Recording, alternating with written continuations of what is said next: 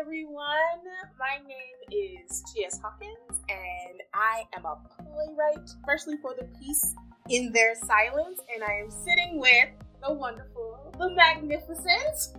Hi, I'm Reva Stover. I am the director for In Their Silence. Super excited to be here. Yeah! Okay. So within this play, we don't know the runtime exactly just yet because we kind of are just starting the rehearsal process. Diving in. Watching the actors make magic on their feet today was super amazing. Thank you. It's very exciting. So aside from me saying, Reva, you're the mayor, please do my play, how are you entering into this work? Yeah, I think that the first time that I read through this script, it wasn't the script that we're going to be producing. Right. It was an earlier iteration of the text, and I felt seen.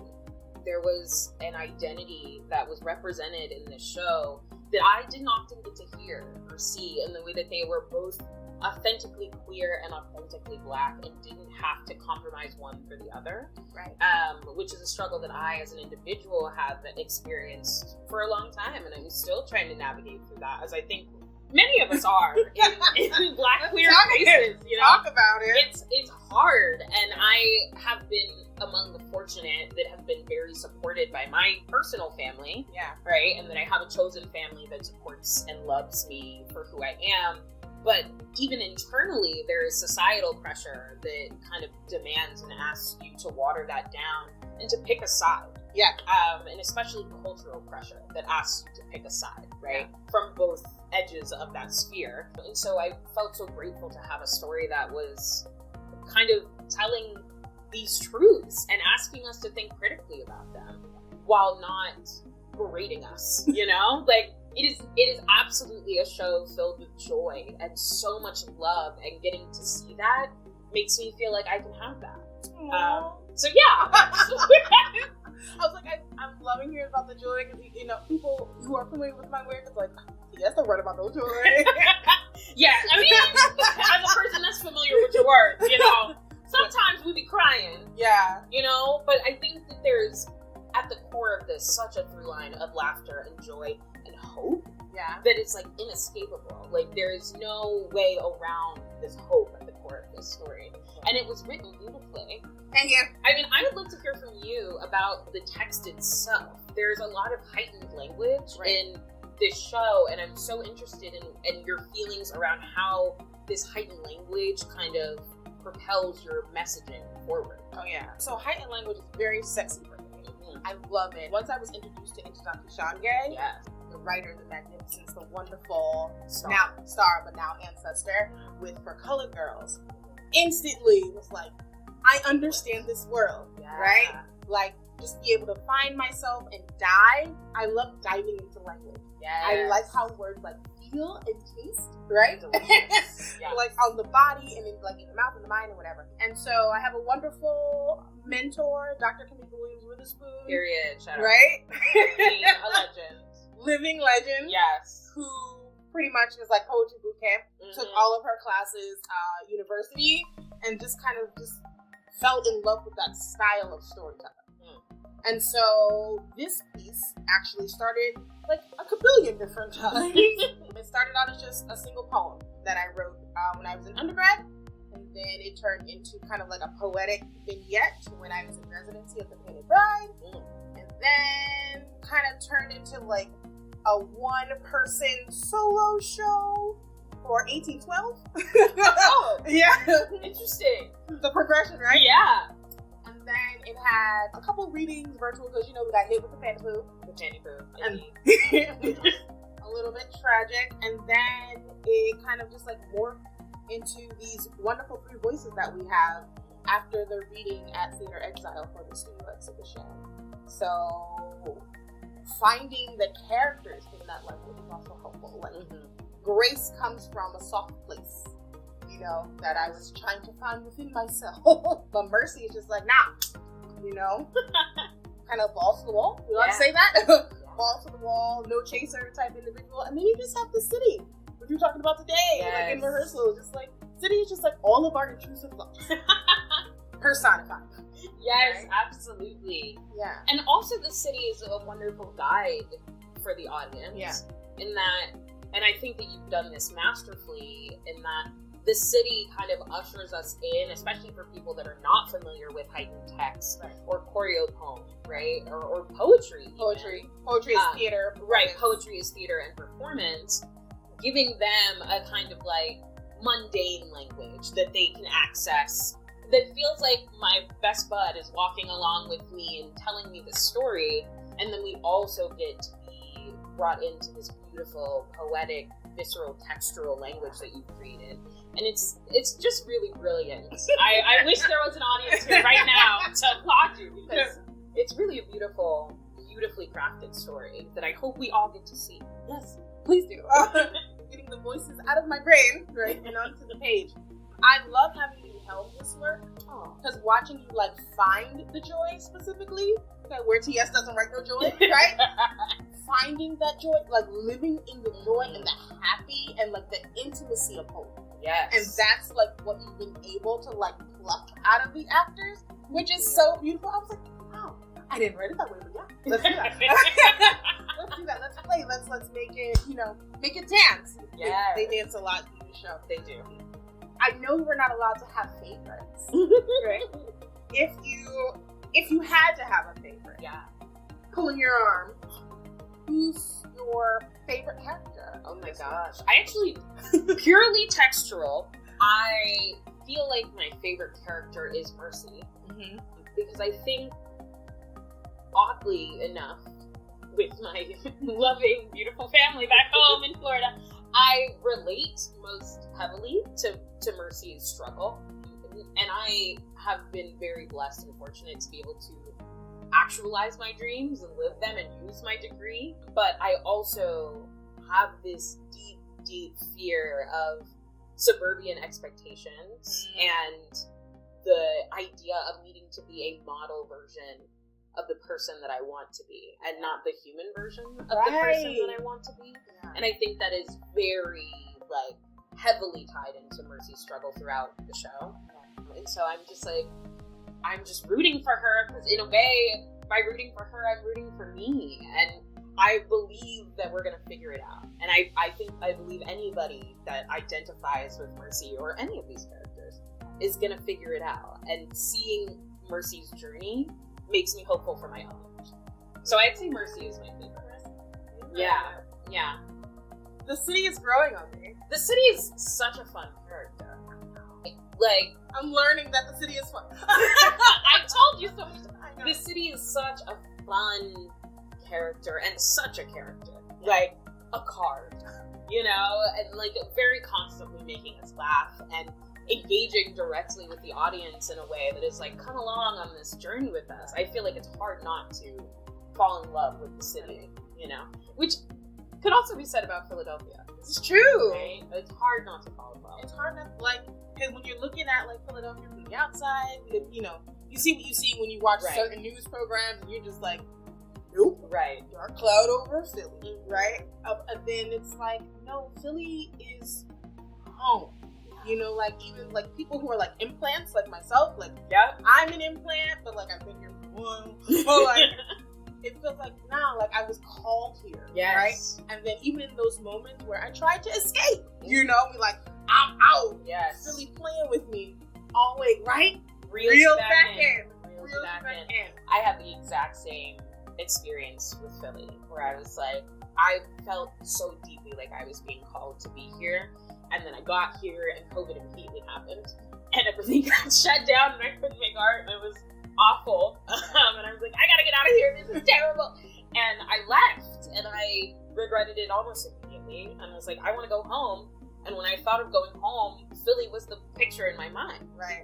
There really was nowhere else that I wanted to be. With all of its faults and its cracks in the sidewalk and its potholes, there's so much love here. And so much culture and history here, and not all of it is good, but there are so many people here actively working to correct it, that it feels worth it to fight for this place. All the time. Like in the same breath, I'll be like, son of a... Right. And then I'll be like, watch your mouth. Yeah. Like, not too much now. Right. It sits like right Absolutely. there. And that's spot. In a nice little pocket. Yeah. Yeah. And so, clearly, people listening to this, what do you want the audience to kind of walk away with? I mean, first and foremost, I want fun. Like, I want to leave joyfully. I want them to come in joyfully. I want them to experience laughter and hope and, like, transition for themselves. Yeah. You know? Transition is a big part. I understand as a theater maker that I don't, like, actually have control over how the audience leaves or feels by the end of the piece, but it is my hope that they leave looking at the community that they have as family and fighting for that family and their place in that authentically. Right. I hope that they leave understanding that they don't need to perform to be loved, Right. or to be validated, and that if the place that you are at is trying to tell you that who you are is not enough, there is another place for you. Yeah. There is another place to go, and there will always be another place until you find your place. You find your place. That you are not the problem, that you're not broken or wrong or bad for being the human that you are. We're all learning and growing together, and if the space that you're in is not allowing you to do that, is not validating you and supporting you and holding you up in power, baby, you gotta go somewhere else. Go somewhere else. Or find some new people. Find new people and let that somewhere else find you. Right. Be You have open to to that experience. be open to these new opportunities. Yeah. Because while it's scary now, it might be the best thing that ever happened to you. It's true. So, I love it. yeah. If you had a favorite line, a favorite moment that, like, and favorite could be anything, it sticks out to you, it resonates or whatever. I'm not gonna say what my favorite moment is because it feels like a spoiler. Oh, no spoilers. Okay. But one of my favorite lines, the city says, wow, this is so much better than blood sacrifice. We have so much fun with that line. And that is by far, it makes me laugh every single time. And it only gets funnier. I feel like the more I hear it, the more I laugh. But I'm not going to tell you my favorite moments because they're all massive and magical. You just got to come see them for yourself. And come see all the moments, especially like when going back to like the intimacy of hope that you are like literally building.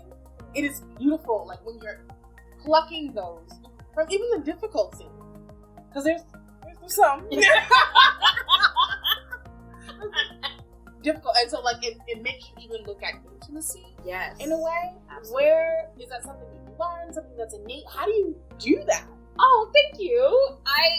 Intimacy, I think, is something that I've learned from my years as an actor. I have an understanding that from an actor's perspective, even weighted scenes, it's like difficult to find the love when it's not written in, when it's not kind of clearly implied, or when it's just not supposed to be there, right? Like there are some scenes that you're just supposed to be mad, or you're hurt, or you're done and dismissive, right? And though that isn't completely valid, but we respond to stimuli with anger and hurt and dismissal because we love and we care so deeply, right? So all of these moments, we have to have that love and that care and at least a twinge of hope to find intimacy anywhere. True. So just as an actor, I worked really hard to find that in every scene, in every moment of every character I ever played. And so from a director's standpoint, I'm like, I still need that. I still need that warmth underneath. Where is that? How do we find that? And working with actors to make sure that they feel that the intimacy that I'm seeing is the intimacy that they can play and understand. Facts. But I think it comes from my days as an actor, understanding that I needed that for my work, inserting that into my directing work the only way that I know how.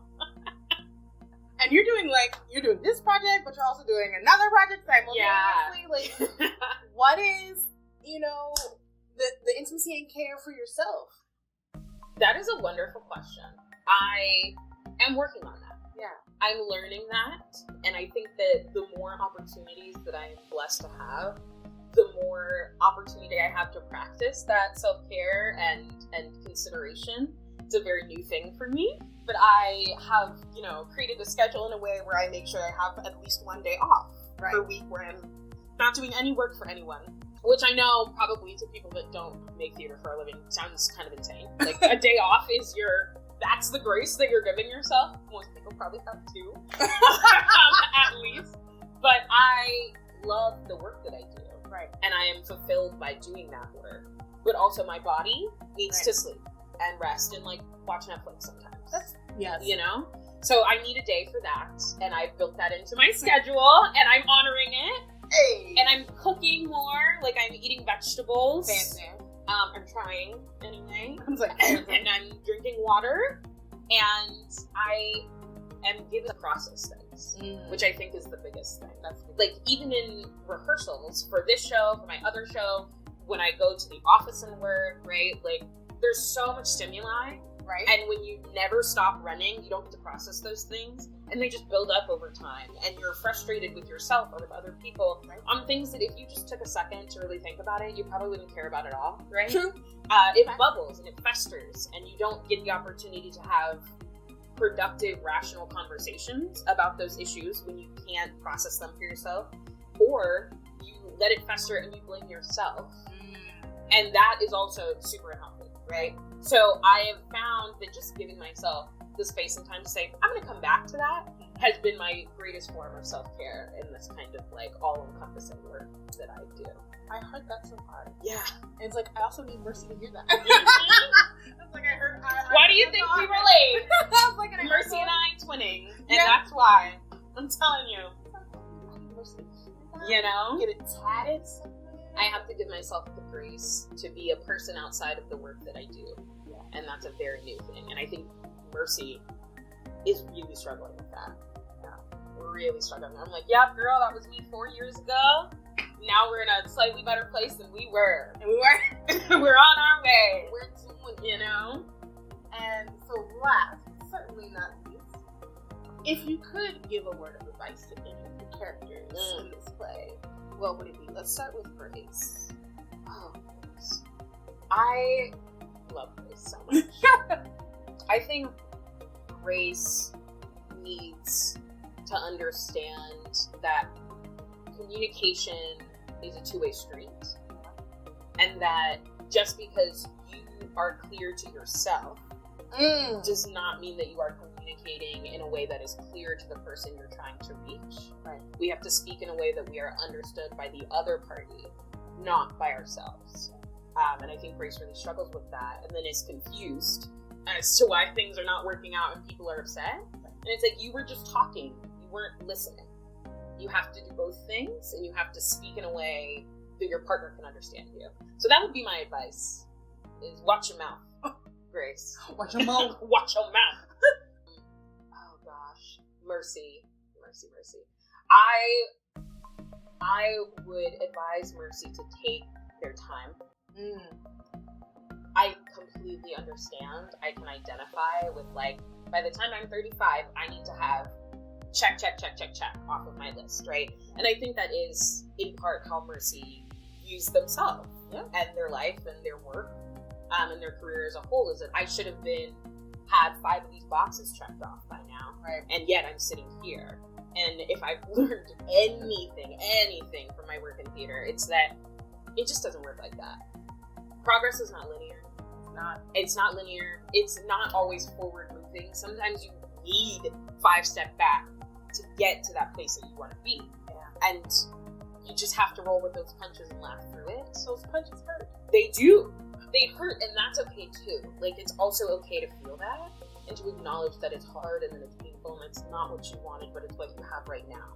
That's okay. And I think Merci ain't there yet, but we're working on that. Right. We're working on that. And the city is nosy. The Liddy City? Okay, the city needs to mind their business. No.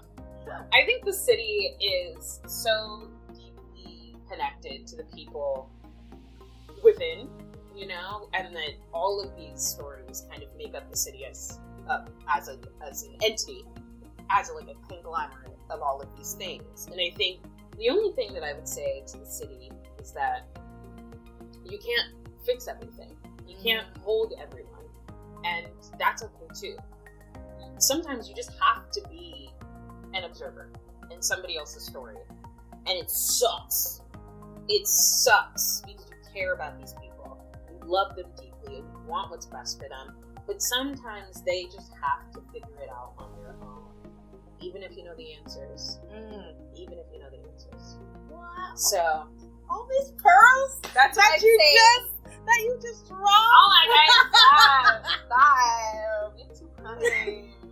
So we encourage you to come Yes. play with us. Please. Come. You're listening to all these pearls. Come see them being strung together, right? Love that. In their silence. Written by moi. Yes. TS Hawkins, and directed by the wonderful, the beautiful, the magnanimous Reva Stover. We are playing September 15th through October 1st, the limited engagement through Allen's Lane and Philadelphia French. Yeah. So please come see us. Come support. Come play. It's going to be a good time.